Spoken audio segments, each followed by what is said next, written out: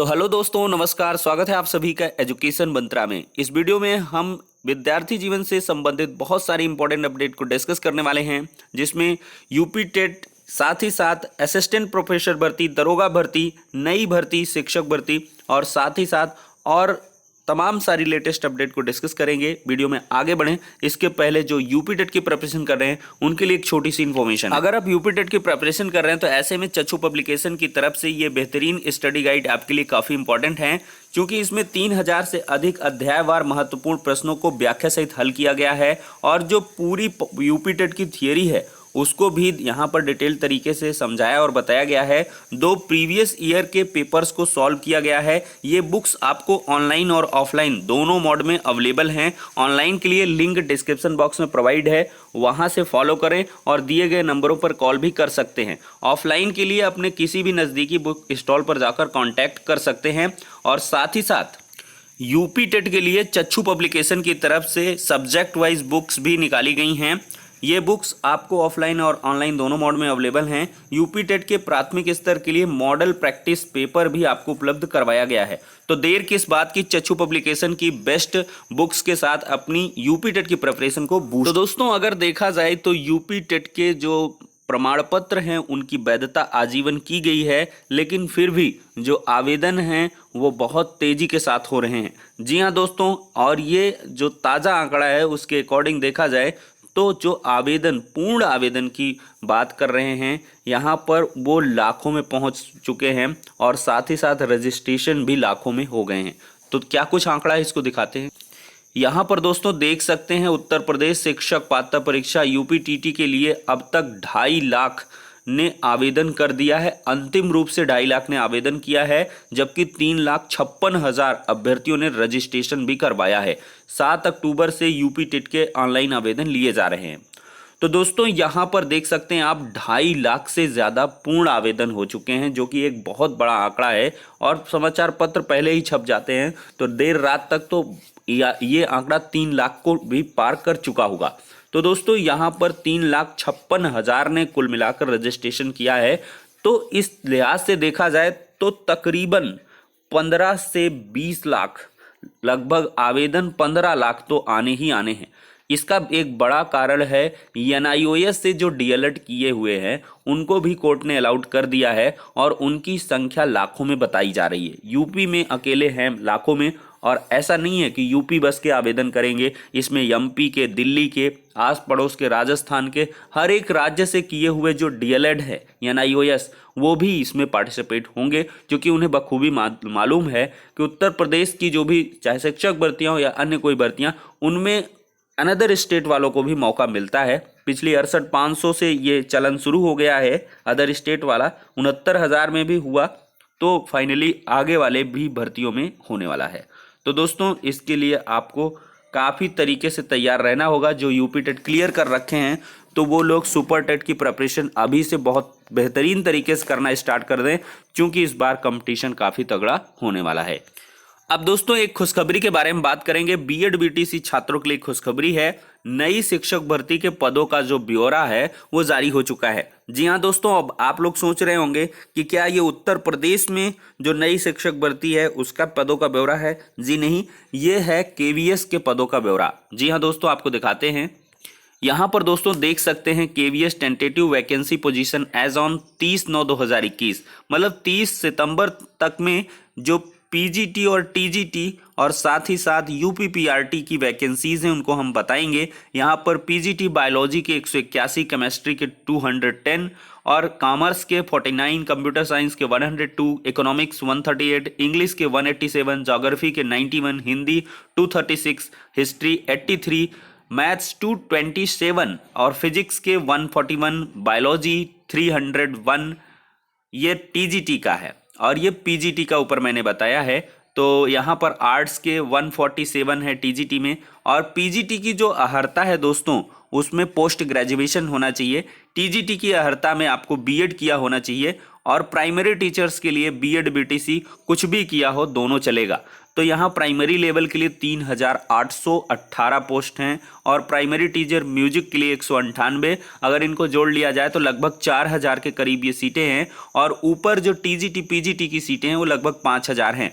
तो कुल मिला के लगभग 9,000 से अधिक पदों पर लगभग 10,000 पद हम कह सकते हैं। अभी भी पदों का जो एडजस्टमेंट है वो हो सकता है। तो 9,000 प्लस आपको पोस्ट जो है वो केवीएस भर्ती में देखने के लिए मिलने वाले हैं और इसका विज्ञापन बहुत ही जल्द जारी होने वाला है और इसका एग्ज़ाम भी बहुत जल्द करवाया जाएगा, क्योंकि केवीएस की वैकेंसीज काफ़ी अप टू डेट तरीके से हुआ करती हैं। दोस्तों, अगर अर्हता की इसमें बात करें तो बहुत लोगों को नहीं पता होगा कि केवीएस में स्पेशली आप सीटेट क्वालिफाइड होना चाहिए। जी हाँ दोस्तों, अगर पीजीटी टीजीटी की आप बात कर रहे हैं तो उसमें आपको सीटेट पेपर 2 क्लियर होना चाहिए और यूपीपीआरटी में आपको सीटेट पेपर 1 क्लियर होना चाहिए। अगर आपके पास सीटेट नहीं है तो आप इसमें पार्टिसिपेट नहीं कर सकते हो। ठीक है दोस्तों, तो फाइनली इसमें अर्हता में सबसे बड़ा जो बदलाव रहता है वो सीटेट का रहता है। अगर आपने केंद्रीय शिक्षक पात्रता परीक्षा को उत्तीर्ण कर रखा है तभी आप पार्टिसिपेट कर पाओगे, अदरवाइज नहीं कर पाओगे। काफ़ी अच्छी रेनाउंड जॉब है, बेहतरीन है। पूरे देश में कहीं भी केंद्रीय विद्यालयों में आपको नियुक्तियां मिलती हैं और इसका डेकोरम भी बहुत बेहतरीन रहने वाला है। तो इसके लिए आप बिल्कुल से प्रेपरेशन अपनी स्टार्ट कर सकते हो, कोई इसमें प्रॉब्लम नहीं है। जो यूपी का है वही केवीएस का भी है, पूरी तरीके से वही चीज़ें रहती हैं। थोड़ा इंटरव्यू इसमें होता है, बस ये चीज़ें वेरी कर जाया करती हैं। अब दोस्तों, एक और खबर के बारे में हम चर्चा करेंगे। शासन ने भर्ती संबंधी जारी किए हैं महत्वपूर्ण निर्देश। जी हाँ दोस्तों, शासन की मंशा है कि चुनाव के पहले जो विभिन्न विभागों में रिक्त पद हैं उन पर भर्तियां तत्काल निकाली जाएं और इसके लिए लगातार जो निर्देश हैं वो जारी हो रहे हैं। यहाँ पर दोस्तों देख सकते हैं, भर्ती प्रस्तावों के साथ ही समकक्ष अर्हता स्पष्ट करने के निर्देश दिए जा चुके हैं। मुख्य सचिव ने शासन के विभागों, भर्ती आयोगों व चयन बोर्डों को दिए आदेश। देखिए, प्रदेश में रिक्त पदों पर भर्ती के लिए भेजे जाने वाले प्रस्तावों में अर्हता के साथ ही समकक्ष अर्हता स्पष्ट करनी चाहिए। इसके बाद ही भर्ती कार्रवाई शुरू की जा सकेगी। मुख्य सचिव राजेंद्र कुमार तिवारी ने इस संबंध में विस्तृत दिशा निर्देश जारी किए हैं। सामान्य व्यवस्था में भी भर्ती विज्ञापनों में योग्यता का उल्लेख होना अत्यंत आवश्यक है। कई भर्तियों से संबंधित नियमावली में भर्ती के लिए अर्हता के साथ साथ उनकी समकक्ष अर्हता का भी प्रावधान होता है, लेकिन प्राय देखा जा रहा है कि भर्ती के नियमों में निर्धारित अर्हता के समकक्ष अर्हता क्या होगी यह स्थिति स्पष्ट नहीं होती। विभागों द्वारा भर्ती के नियमों में प्रावधानित अर्हता की समकक्ष अर्हता को स्पष्ट किए बिना ही पद विज्ञापन कर दिए जाते हैं। इससे चयन प्रक्रिया में कई तरह की कठिनाई आ जाती है। तमाम मामले हाईकोर्ट पहुंच जाते हैं, जिससे चयन प्रक्रिया में अनावश्यक रूप से विलंब की स्थिति होती है। मुख्य सचिव ने रिट याचिका संख्या 656/2020 रिट ए में विकास एवं 80 अन्य बनाम राज्य सरकार के वाद में हाईकोर्ट के निर्णय का उल्लेख करते हुए इस संबंध में स्पष्ट निर्देश जारी किए हैं। उन्होंने कहा है कि जहां कहीं भी भर्ती के नियमों में तय अर्हता के साथ साथ समकक्ष अर्हता का उल्लेख हो, वहां चयन प्रक्रिया शुरू करने से पहले ही समकक्ष अर्हता स्पष्ट रूप से तय की जाए। मुख्य सचिव ने राज्य लोक सेवा आयोग प्रयागराज, अधीनस्थ सेवा चयन आयोग लखनऊ व विभिन्न भर्ती बोर्डों को विज्ञापन में स्पष्ट उल्लेख करने के निर्देश दिए हैं।